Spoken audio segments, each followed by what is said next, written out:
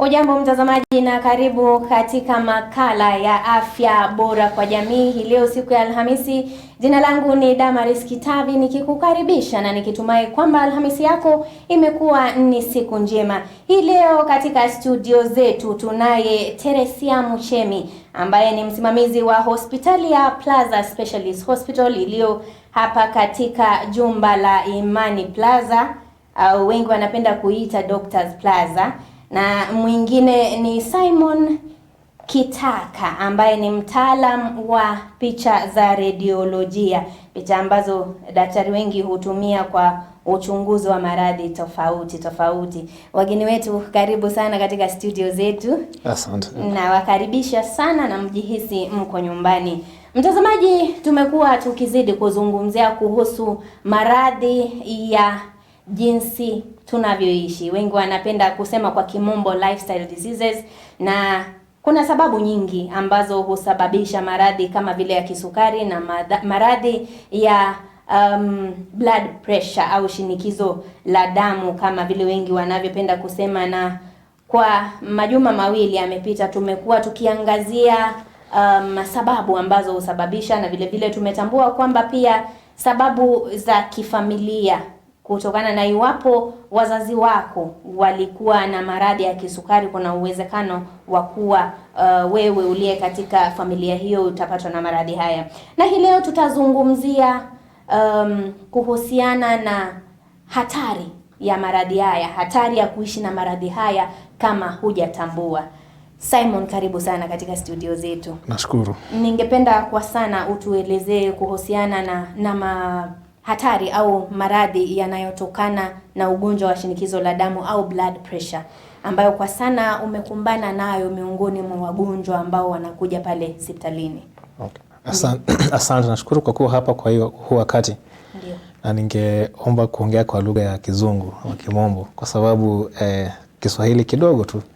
Ningeomba uchanganye daktari kwa sababu sawa. Tunazungumza Kiswahili lakini utachanganya. Tunaelewa kwamba kuna maneno ya kitaalamu ambayo hata watazamaji wengi wetu wataweza kuelewa iwapo utayasema na Kizungu. Okay, sawa. Karibu, asante. Asante. Kwanza ningependa kuongea kuhusu ugonjwa wa pressure, high blood pressure. Na ya kwanza muhimu ni kuelewa ugonjwa wa pressure ni nini. Na ugonjwa wa pressure ni huwa inafanyika wakati mishipa ya damu imekuwa ngumu zaidi kwa moyo, kwa ile pressure moyo inapiga kupita katikati. Huwa tunasema ni an increase in blood flow inside the vessels. The vessels become quite rigid for blood to flow smoothly in within them. So that's basically what we call high blood pressure. So kuna vitu nyingi sana huleta ugonjwa wa pressure, lakini tunasema around 70% ya hii ugonjwa wa pressure unakuja kwa sababu ya our lifestyle behavior. It's basically behavioral. So around 30% is genetic, 70% is lifestyle. So we say high blood pressure is basically a lifestyle disease. So you might still be having the genes of high blood pressure, but if you include the lifestyle changes, of course, with the genetics, yes, pressure will become eminent. So yes, pressure is preventable, pressure is containable, and we say that it's very, very paramount for one to be checked if they have pressure and if they have diabetes, because globally every 32nd person, every 36 seconds we lose an individual because of cardiovascular disease, which are eminently high blood pressure and diabetes. It is the leading cause of deaths globally, claiming around 17.9 million people every single year, and that is quite significant. So our aim is basically to reduce these diseases by at least 3% by the year 2030. Na wakati unasema kwamba lifestyle, maisha ambayo tunaishi, yes, unazungumzia nini haswa? Ni jinsi tunavyokula, vinywaji tunavyokunywa, ni nini haswa wakati tunasema lifestyle, maisha tunayoishi? Yes. Ni vipi tunayoishi ambavyo tunajiweka katika hatari ya kupata blood pressure? Blood pressure normally has been associated with this lifestyle. And what we say by lifestyle, our life basically is the way we live. And we say that, for instance, tobacco smoking accrues for around 25% of hypertension. So tobacco smoking, yes, it's basically a known cause of a hypertension, a known precipitator of hypertension. We say that obesity, which in which most of the people actually, a research done recently showed 20% of Kenyans are obese and is directly attributed to hypertension. We say that eating food with so much of fat, not oil, fat, the solid fat made of animals, raises chances of you getting high cholesterol level, and high cholesterol level is highly linked to hypertension. Lack of inactivity raises your chances of developing hypertension, and as well now the element of genetics. Yes. Teresa Mshemi, karibu sana. Asante. Tunaelewa kwamba hospitali ya Plaza Specialist inatayarisha warsha ya kupima na kutoa matibabu ya magonjwa kama vile kisukari na shinikizo la damu. Tuelezeni sababu zipi zimepelekea hospitali yenu kuchukua hatua kama hii? Naam, tena nashukuru sana Damaris kwa wakati huu wa kuwa mahali hapa. Mimi na katika pale Plaza Specialist Hospital tumegundua ya kwamba wakati mwingi wagonjwa wengi wanakuja pale, wao hawajui ni wagonjwa, wanakuja na maumivu mbalimbali, mtu labda anaumwa kichwa, mtu labda ni kizunguzungu ama dalili tofauti tofauti. Baada ya matibabu ama labda baada ya matibabu kwa muda, ndio yule mtu anakuja kugundua ya kwamba ni ugonjwa wa kisukari, ni ugonjwa wa shinikizo la damu ambalo hakuwa anajua. Kwa hilo tumeona ni vizuri ya kwamba tuweze kuwafikia watu tofauti tofauti. Ndio maana tumewakaribisha katika hii warsha ya matibabu ambayo tutakuwa nayo Jumamosi tarehe 25, ili tuweze moja kuwaelimisha, tena pia kuwapima. Tunakaribisha wote, kama una ugonjwa ama hujui unao, tunakaribisha wote ili waje waelezwe ni kupitia vile vipimo ambavyo unaweza kutambua labda una ugonjwa, na kama una ugonjwa matibabu yanaanza. Ile siku tutawapa hadi mawaidha ya bure, yani hadi jinsi ya kula, jinsi ya kuishi kama vile daktari anavyosema. Ni vile tunavyoishi pia inachangia mahala pakubwa sana sisi hadi kupata ule ugonjwa. Na hata ule ugonjwa pia, ili tuweze maintain health vizuri, inabidi pia tuelezwe jinsi ya kula chakula ambazo tunafaa kula tena. Kwa hivyo ile siku tutawakaribisha zaidi tutakuwa na hayo matibabu. Naam, labda nitajie mtazamaji kwamba hospitali ya Plaza Specialist Hospital inapangia kuwa na warsha ya kimatibabu tarehe 25, hiyo ni Jumamosi ijayo tarehe 25, katika jumba la Plaza Imani Plaza 2 au wengi wanaitambua kama Doctors Plaza. Itakuwa ni katika ghorofa ya 5. Fike katika ghorofa ya 5 au ghorofa ya 4, utakaribishwa, utafanyiwa vipimo vya kubainisha iwapo una ugonjwa wa kisukari, utafanyiwa vipimo vya kubainisha iwapo una shinikizo la damu, na kisha utapewa matibabu bila malipo. Tarehe ni 25, siku ni ya Jumamosi. Kesho ipite Jumamosi, utaweza kupata matibabu bila malipo. Kwa wale ambao tayari wanaugua moja au yote magonjwa haya mawili, ugonjwa wa shinikizo la damu na ugonjwa wa kisukari, iwapo tayari unaugua, usikose kufika katika hospitali ya Plaza Specialist Hospital, ambapo utapewa mawaidha tofauti, ufanyiwe vipimo na waweze kubainisha iwapo upo kwenye dawa, iwapo dawa zinaendelea na kukusaidia. Niruhusu nirejee kwako Teresa. Umetuambia kwamba katika pale hospitalini mnagundua kwamba wagonjwa wengi wanaokuja hata watambui ni wagonjwa, na mkajitolea kutoa matibabu ya aina hii. Tukirejea pale katika utoaji matibabu, wakati mtu amefanyiwa uchunguzi, amepatikana iwapo ni mgonjwa, amepewa matibabu, hospitali huwa inafuatilia kujua huyu mgonjwa anapokea dawa zake vipi, anatumia matibabu namna gani? Na asante tena Damaris. Unapata ya kwamba pindi tunapogundua mgonjwa fulani amekuja, ametibiwa, amepatikana ugonjwa fulani, amepewa dawa, baada ya hapo tunasema ugonjwa kutibiwa si mara moja. ni jambo la kuendelea kila wakati. Watu wengi kutoka huko nje wanachoka na hizi dawa.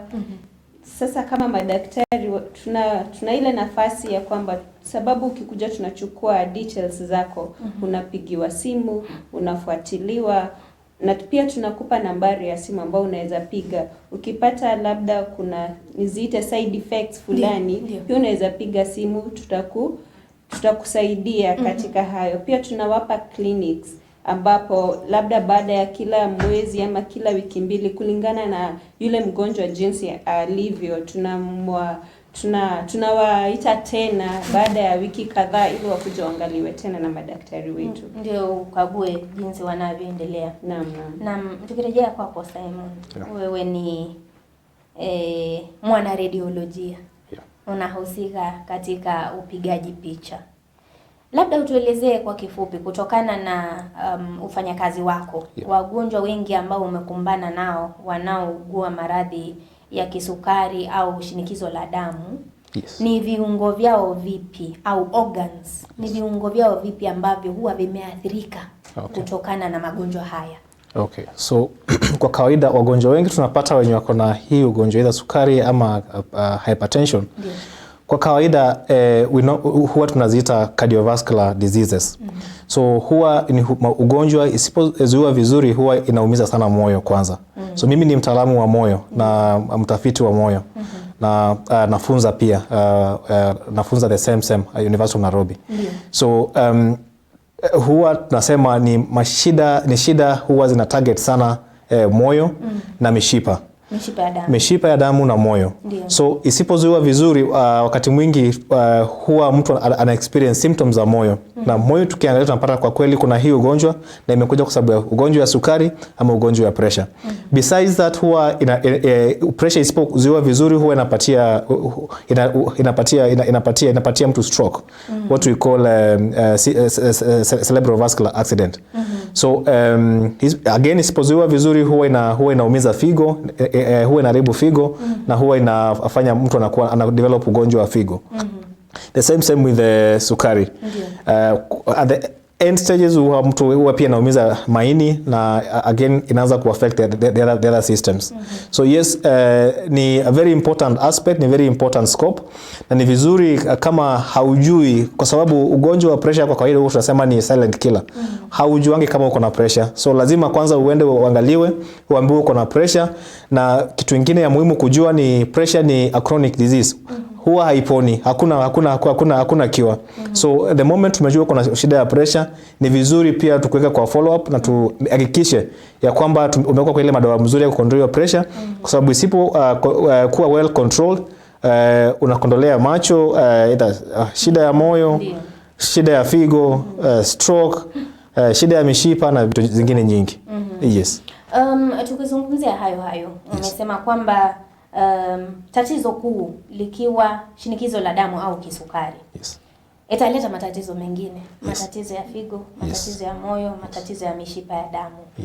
Na ni kumaanisha kwamba ingawaje haya ni magonjwa ambayo hayawezi kutibiwa kwa mara moja. Mtu atakaa katika kudhibiti magonjwa haya kupitia matibabu. Na iwapo matibabu yatafanyika, iwapo ni dawa za kila mtu anapaswa kumeza kwa kila siku, ataweza kudhibiti. Ataweza kudhibiti. Asante sana daktari. Teresa, tuelezee tena. Nilitembea katika hospitali yenu na katika harakati zangu kuzungumza na madaktari, wakanieleza kwamba huwa wanakabiliana na wakati mgumu. Unapata kama vile daktari amesema, mtu amekuja hospitalini akona tatizo kubwa kama maradhi ya moyo, lakini ukiangalia chanzo chake unapata ilikuwa ni ugonjwa wa shinikizo la damu ambao umeleta tena tatizo kubwa zaidi ambalo lingeweza kudhibitiwa. Na natambua kwamba mojawapo ya mambo ambayo mnafanya kuweza kusaidia watu wengi ni kuwaelimisha kuhusiana na magonjwa haya. Yanaanza hivi ndio dalili zake, unaweza kutibiwa namna hivi. Kuna hili swali lingine ambalo kama jamii tunapenda, kama vile kipindi chetu tunakiita afya bora kwa jamii, tunapenda jamii iwe ya afya bora. tunashukuru kwamba hospitali ya Plaza Specialist imechukua hatua hii. Lakini jambo lingine na ningependa kuuliza wewe kama msimamizi wa hospitali, tiba ya magonjwa haya. Daktari ametuambia kwamba sio magonjwa utameza dawa kwa mwezi useme nimepona.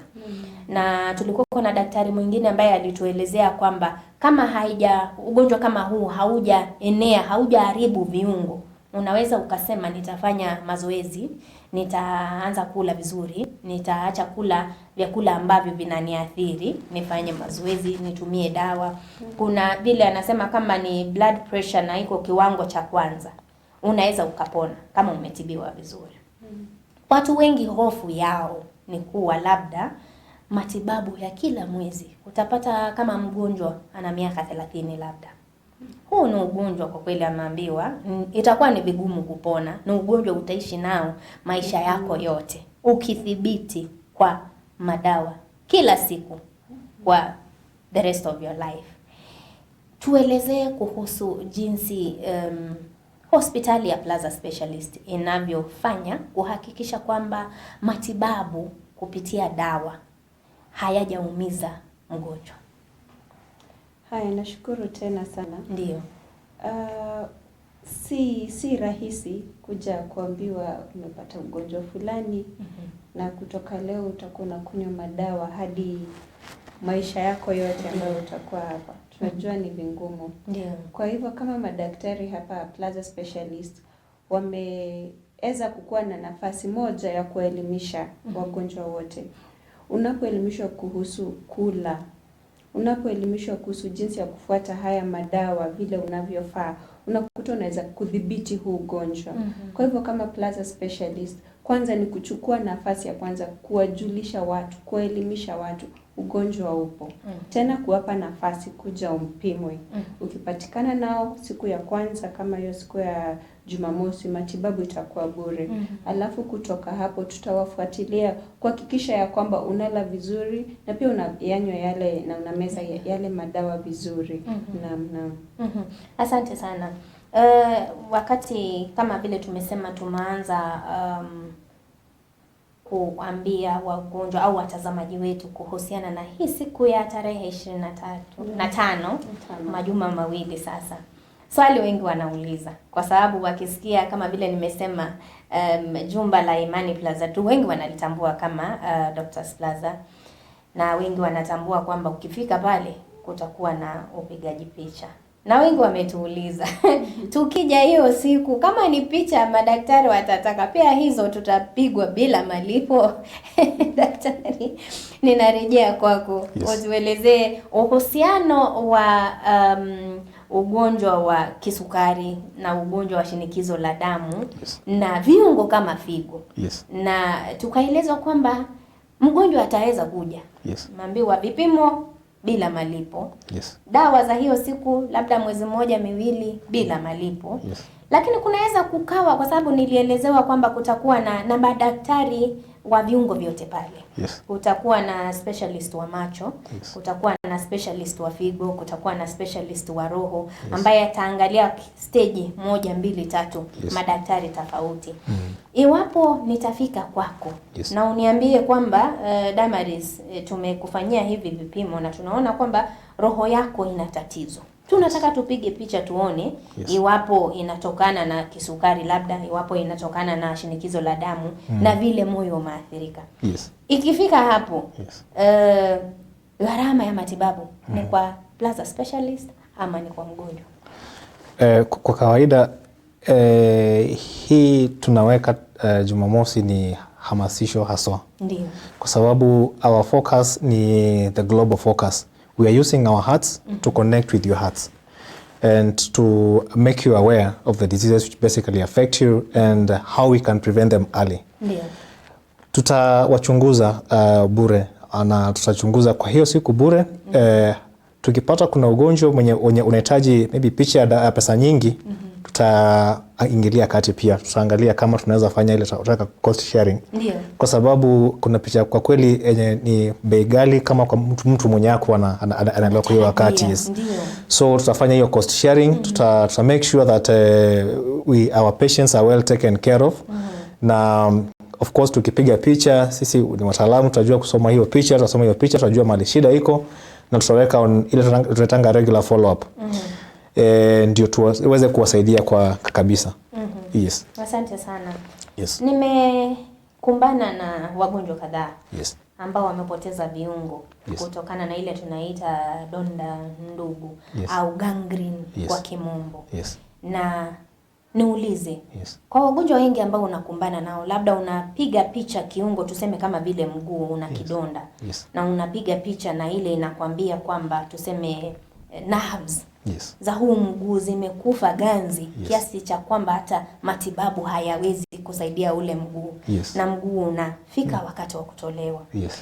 Kwa mara nyingi hutokana na kwamba mgonjwa hakujua kwamba anaugua kisukari, au ni kwamba labda alijua na kaendeleza tabia zingine. Kwa maana nilielezewa na daktari mwingine kwamba wakati mwingine wale wenye kukatwa miguu au vidole ni kutokana na kuwa labda mtu ana kisukari, anatumia zile dawa, lakini pia labda aendelee na uvutaji sigara. Lakini pale unapokumbana na yule mgonjwa, amefika kwako, umepiga ile picha na huu mguu ukaona kwamba huu mguu kabisa ulikufa kitambo, ni lazima uondolewe. Ukifanya uchunguzi wakati unazungumza na mgonjwa, huwa wagonjwa wengi wanajua ni wagonjwa, wanakuwa ni katika matibabu, au ni wale hawajui kabisa kama mtu ana kisukari? Okay, asante. Wakati mwingi unapata wagonjwa wengi wenye wako na hiyo tunaitanga peripheral vascular disease, ama hiyo ugonjwa ile mishipa kwenda kwa miguu imefunga, na mbele ya mali imefunga, damu haifiki, so miguu inaanza kukufa. Wakati mwingi unapata ni either mtu mwenye amejua kuna ugonjwa wa kisukari, na either aliwacha kutumia dawa, ama anatumia dawa bado anavuta sigara, bado anakunywa pombe kwa wingi, bado anaishi maisha tu ya kawaida, hajui, hataki kushughulika kabisa kujua kama hii ugonjwa ako nayo itamuumiza mahali kwingine. Kwa ikifikia before ifikie kwa hiyo ya kutoa limb, huwa wakati mwingine tunakaa kama as a panel, na tunaangalia ni which other way tunaweza fanya, ndio tujaribu kuona kama hii mguu, hii mshipa tunaweza fungua before tutoe mguu. Huwa tunatoa mguu kama the last resort, wakati maybe kuna hiyo tunaita gangrene, wakati mguu imeanza kuoza kabisa, and wakati nao tukiachilia hiyo mguu inaendelea kuoza, your health, your other organ health iko at a high risk. So hiyo tunafanya kama the last resort, na wakati mwingi huwa kwa sababu si kwa sababu ya kisukari, ni kwa sababu ya mtu mwenye ako na hiyo ugonjwa wa kisukari hataki kufuatilia ile maagizo ya daktari. We normally call it ignorance. Inakuja mostly kwa sababu ya ignorance. Yes, not kwa sababu ya kisukari. Kwa sababu ukiwa na kisukari na sukari ikuwe well controlled, na ufuatilie ile maagizo anapewa na daktari, then inakuwa rahisi kwako, na inakuwa rahisi kwetu pia kukushughulikia. Yes. Niko na mtu hapa ambaye anauliza swali. Anasema kwamba ana mtoto ambaye anaugua kisukari. Hiki ni kisukari cha watoto.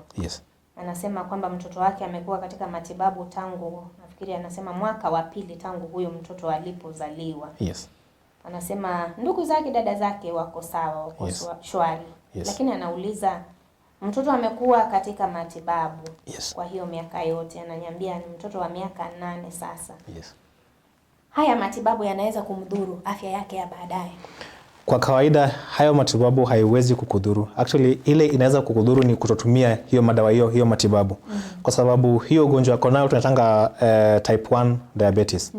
Type 1 diabetes ni ile unazaliwa na hiyo ugonjwa wa kisukari. Kwa in one way or the other, the organ we call pancreas is unable to produce insulin at all. So hiyo insulin anapewa ni kama tu ile the same mwenye huwa inatengenezwa na hiyo organ inaitwa pancreas. So inasaidia actually sukari yake kwa damu kwenda mahali nafaa kuenda, haifiki kwa damu. So hiyo insulin anatumia is just an hormonal insulin. So insulin yenyewe haiwezi kumuaffect. Ile inaweza kumuaffect ni kutocontrol hiyo sukari vizuri. Asipo kama ni dawa ya kujidunga. Asipojidunga, asipoangalia sukari ku make sure iko sawa. Maagizo mengine anapewa na daktari, kutokula these junk foods sana, ku avoid these highly sugary stuffs, ku avoid carbohydrates. Now those things basically. Na huu ni ugonjwa ambao huu mtoto ataishi nao ataishi nao maisha yake yote. Yes. Yes. Na umetueleza kwamba wakati mwingine ugonjwa kama huo unakuwa ni unapitishwa kutoka kwa jamaa mmoja wa familia moja kwenda kwa mwingine. Kwa hiyo ni kumaanisha kwamba wakati mtoto atakuwa mkubwa au na watoto wake watakuwa na uwezekano mkubwa wa kuwa na watakuwa na uwezekano wa kuwa na kisukari, lakini haimaanishi watakuwa na kisukari kwa sababu it's all about genetic and there's something called genetic coding. So if the genetic coding of the diabetes are not really transmitted to the sibling or to the kid, then the kid will not be diabetic, and that's why utapata huyo maybe akona watoto wengine wana kisukari kabisa, lakini huyu mmoja ndiye alipata, kumaanisha huyu ndiye alikuwa na hizo genes za kisukari. So si lazima pia watoto wake wakuwe nayo, lakini kwa hiyo lineage yake kuna kisukari. So hiyo ni kitu ya maana pia kwake kujua. Na akishajua hiyo tunawaelimisha hata hao wengine pia wapelekange like every single year waende waangaliwe kama wanaweza kuwa na sukari. And again ni very very important to ensure that as a family you comply with now the diabetic diet ile wanapewa na daktari, na again wa keep themselves fit yes, to avoid the other issues. Mwingine anauliza hapa, nimekuwa na kisukari kwa miaka 3. Ana umri wa miaka 45. Ana uwezekano wa kupata blood pressure? Ana uwezekano wa kupata blood pressure. Kwa sababu kisukari ni one of the things we call predisposing factor to hypertension. Diabetes and hypertension are like sisters and brother. So asipo control hiyo diabetes vizuri, kwa sababu ile shida diabetes huwa inapatia mtu ni huwa inafanya mishipa ya damu inakuwa ngumu. Na ikifanya mishipa ya damu ikuwe ngumu, that is if the sugar is not well controlled. Ikifanya mishipa ya damu ikuwe ngumu, then ile pressure kwa hiyo mshipa inaanza kupata at a high flow. Na hiyo ndio hivyo ndio pressure huwa ina develop. So akiweka sukari yake ikuwe kwa sawa bila shida nyingine yoyote, then chances will still be low. Lakini asipo comply na ile maagizo ya daktari, eat healthy, to do activities to keep the pressure well controlled and monitored, and of course now to refrain from taking too much of alcohol. If you can stop, completely stop. And not smoking or doing what we call the passive smoking, or staying with someone who smokes alcohol, smokes cigarettes, then you'll be absolutely at a lower rate of developing hypertension. Hypertension comes in if your sugar is not well controlled and if you're not complying with the doctor's advice. Yes. Na kinyume yake ni sawa kusema kwamba iwapo mtu ana shinikizo la damu au blood pressure, pia vile atakuwa katika uwezekano wa kupata kisukari. Kwa hiyo uwezekano ni kidogo. Ndio. Uwezekano wake ni kidogo. Lakini kwa sababu tumesema percentage kubwa ya blood pressure huwa inakuja kwa sababu ya lifestyle. Ndio. Lifestyle. So kama ni lifestyle na maisha ni kama ni mtu anavuta sigara, alivuta sigara imeharibu mishipa, amepata pressure. Akiendelea kuvuta sigara, of course it affect the blood sugar, it affect whatever how the insulin is produced, and again atajipata again akona kisukari. The same asipoishi healthy na anajua akona pressure, anakula junk, aangalie kukula kwake, aangalie vile ana moderate the alcoholism, chumvi anakula kwa wingi sana, haangalii cholesterol levels, yes, akona uwezekano mkubwa pia kupata kisukari. Yes. Tukiendelea daktari, ningependa umetueleza kuhusu hatari ya uvutaji sigara kupindukia, hatari ya ulevi. Umetuelezea pia hatari ya kula vyakula visivyofaa. Tuseme kwa mfano, nimejiweka katika hatari ya kupata maradhi haya yanayotokana na jinsi ninavyoishi, haswa jinsi ninavyokula au vitu ninavyokunywa. Nimejiweka katika hiyo hatari, lakini sijapata magonjwa yale. Lakini labda kupitia kwa vipimo umekuja ukaniangalia, ukapima damu yangu, ukaona niko katika uwezekano mkubwa wa kupata moja au maradhi yote haya mawili. Kuna jinsi ninavyoweza kuishi nipunguze hizo chances za kuvuka katika upande ule mwingine? Kuna that's a very good question. We normally say that prevention is better than cure.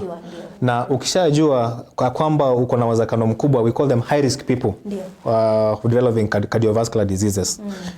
Ukishajua uko na uwezekano mkubwa kupata ugonjwa wa sukari ama pressure, kwa kawaida ukiongea na daktari huwa anatoa damu yako, anaangalia vipimo kadhaa, anaangalia moyo vile inafanya, anaangalia figo. Na hakipata uko na uwezekano wa kupata any of them, kuna ile advice watakupatia ya vile unafaa kukula, kufanya mazoezi, kama uko obese upunguze weight, so chumvi upunguze kabisa kwa chakula, usiwache kabisa but upunguze kiasi cha haja, that's less than 3 grams in 24 hours. Na ataangalia pia the cholesterol levels kwa damu. Kuna dawa atakupatia pia ya kuosha mishipa na kuosha damu na kuhakikisha that at least most of the things which the lipid normally called it loaded lipoprotein. Atakupatia dawa ya kupunguza hiyo kiwango kwa sababu ndio kiwango kubwa ya sana this lifestyle changes that normally gives you hypertension and diabetes. So akisha kuosha vizuri damu na ku advise on what to do, if you comply your chances will continue decreasing. But if you don't comply, your chances will continue increasing and in the long run you will develop one of the diseases. Yes. Turejee kwako Teresa. Ukizungumzia kuhusu hospitali ya Plaza Specialist na juhudi ambazo hospitali ya Plaza Specialist inazofanya kuhakikisha kwamba jamii imesaidika pakubwa kutokana na kwanza vile umesema elimu ya jinsi tunavyoishi, vipimo bila malipo na matibabu. Tuzungumzie maisha ya mgonjwa baada ya tarehe 25. Labda amekuwa akiathirika na moja ya magonjwa haya au yote mawili na akakwambia nimekuwa ni mgonjwa kwa hii miaka, natumia haya madawa. Huyu atashughulikiwa ndio. Kuna huyu mwingine amegundua leo.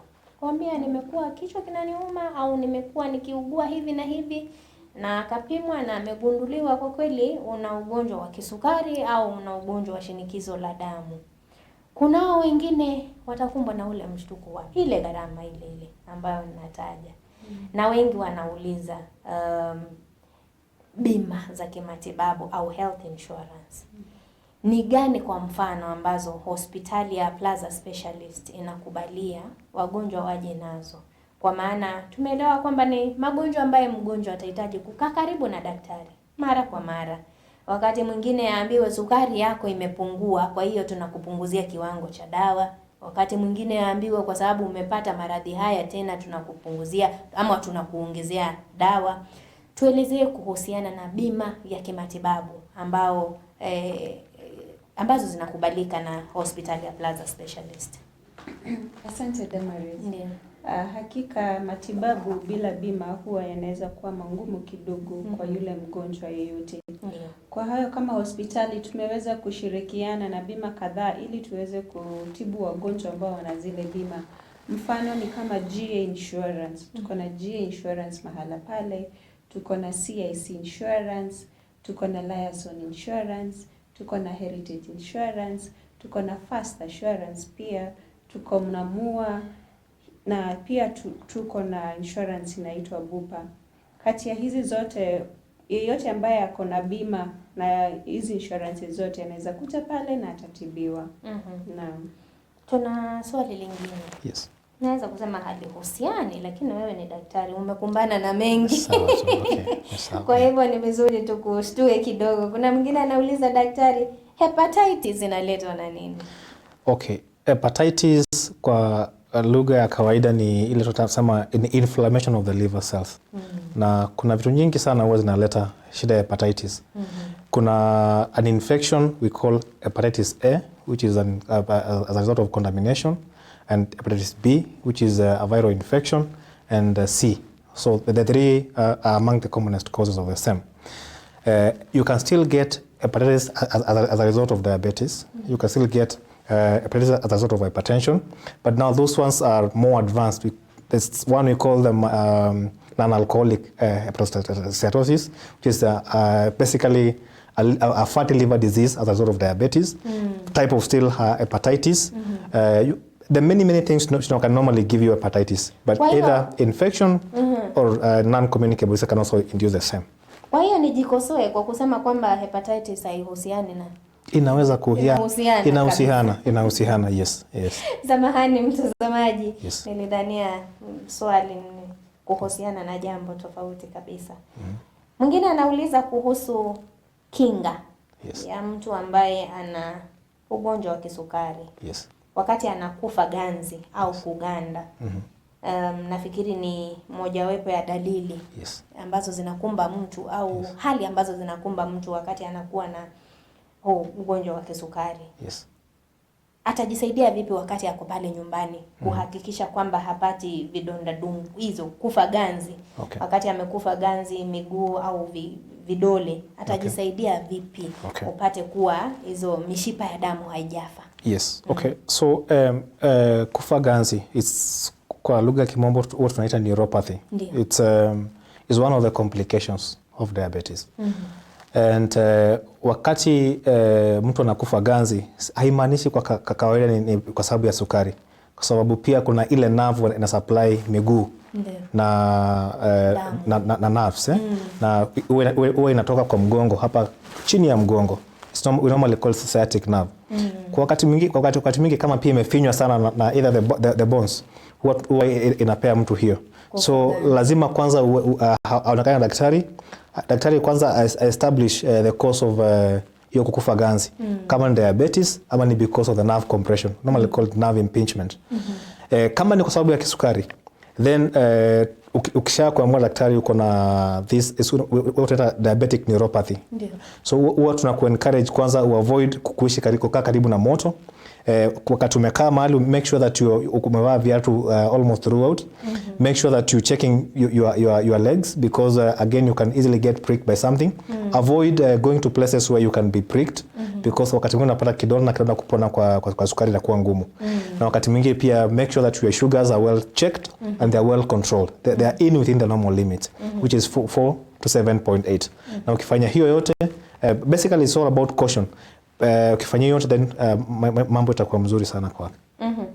Na sababu ya kuambia mtu asiketi karibu na moto ni gani? Kwa sababu anaweza kuchomeka na asijue. Asijue kama amechomeka. Kwa sababu tayari amekufa gani? Naelewa. Kingine, nafikiri swali lake linahusisha na first aid ya kujipatia. Kwa sababu anafuatilia, ni mtu ambaye anafuatilia haya mazungumzo. Na nafikiri ni mtu ana kisukari. Wakati amegundua amekufa ganzi, anaweza kufanya kukanda, labda itasaidia. Naweza mwambia kwanza aende kwa mtaalamu.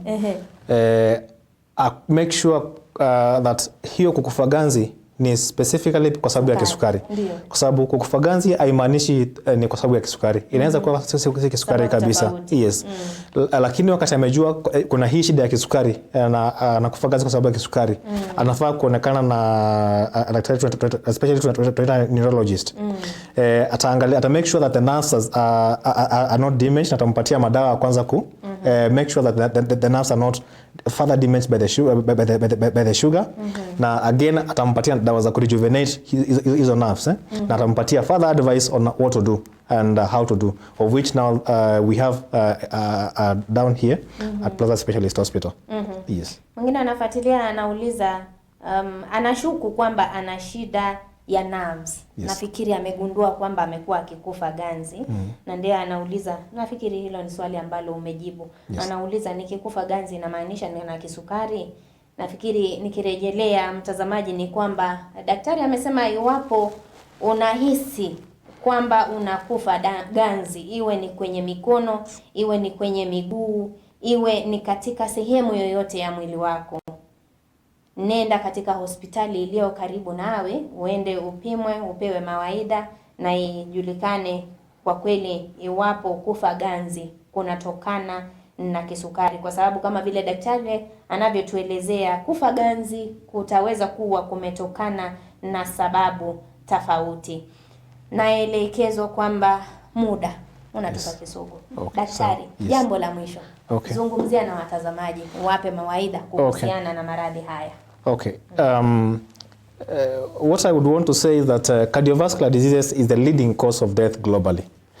It's too unfortunate that one person dies in every 36 seconds because of a heart and her blood vessel diseases. There are things we can comfortably prevent. There are things we can comfortably manage. Kama uko na any of these diseases, hata kama huna, make sure that your weight is kept inbound. Your body mass index does not go beyond 24. You are not obese and you're not overweight. Fanyisha mwili mazoezi regularly. Control your salt intake. Chumvi. Usikule zaidi ya ile kijiko ya sukari. We normally say 2.8 to 3 grams kwa muda wa 24 hours. Sababu chumvi huwa ina hold maji kwa damu na kuna uwezekano mkubwa itakupatia pressure. Regularly enda kwa hospitali na make sure that umeonekana daktari, make sure that umeangaliwa. Wakati wote unasikia mwili yuko sawa, enda kwa hospitali. Tuko na a very good imaging center, Machakos Imaging Center, which has branches all over the country. Enda pale ufanyiwe utafiti ujue mahali shida yako iko. Kama uko na hiyo ugonjwa na unafuatana na daktari, make sure that you are visiting your doctor frequently, and in case you feel anything abnormal, make sure that you go there and inform them of your status. Avoid smoking and avoid sitting next to a person who smokes, because that will not only impact the person smoking, but also you who is sitting next to smoking. So avoid it at all cost. Moderate alcoholism. Do not exceed at least 2 bottles of beer a day. If you can avoid it completely. And I think ukifanya hivyo na ukule chakula bora, make sure that chakula yako ukuli too much of carbohydrates, kula so much of greens, fruits, and a little of protein, but too little carbohydrates. Ugali kula kidogo, chapati kula kidogo, mchele kula kidogo, kwa sababu hiyo inaongeza sukari kwa damu mara moja. Then maisha itakuwa mzuri na hii shida haitakuwa. We are aiming to reduce this cardiovascular deaths by 33% by the year 2030. So tusaidie ndio tupunguze hii. Hii ni kwa sababu yako, ni kwa sababu you create a good awareness na ku make sure that hii shida haitaendelea ku develop across the globe. Asante sana. Teresa, naomba zungumza na watazamaji, waalike katika warsha ya Saturday tarehe 25. Jambo moja la kudhibiti ugonjwa wa kisukari ama shinikizo la damu, kama vile daktari anavyosema, lazima kwanza ujue ugonjwa upo ama unao na jinsi ya kudhibiti. Haya yote tunawapa na tunawaletea Jumamosi tarehe 25, yani Jumamosi hii ijayo. Njoo uweze kuangaliwa, ujulikana kama una ugonjwa, kama unao pia njoo uweze kuelezewa zaidi. Tunasema ujuzi una manufaa mengi. Kujielezewe zaidi jinsi ya kucontrol, jinsi ya kujitunza, ili pia tuweze kuishi zaidi. Watu wengi wanatuhitaji hapa. Na karibuni sana. Asante sana. Mtazamaji, mazungumzo yetu hii leo yamehusisha ugonjwa wa kisukari na ugonjwa wa shinikizo la damu, na tumefika kikomo cha kipindi chetu cha Afya Bora kwa Jamii. Shukrani za dhati kwa kuwa nasi jioni ya leo, na ninakuomba usikose kujiunga nasi siku ya Alhamisi ijayo kwa makala mengine kama haya. Jioni ya leo na kuaga kwa heri kwa sasa, na kukusihi mtazamaji uendelee kulinda afya yako, kwani afya yako ikiwa bora, afya ya jamii nzima itakuwa bora. Jina langu ni Damaris Kitabi. Makala yamekuwa makala ya Afya Bora kwa Jamii, na kusihi usiende mbali. Mwenzangu Zablon Masharia yuko hapa mlangoni na taarifa zetu za jioni ya leo mwendo wa saa 2. Kwa hiyo usikete mbali. Shukran sana kwa kutupa muda wako.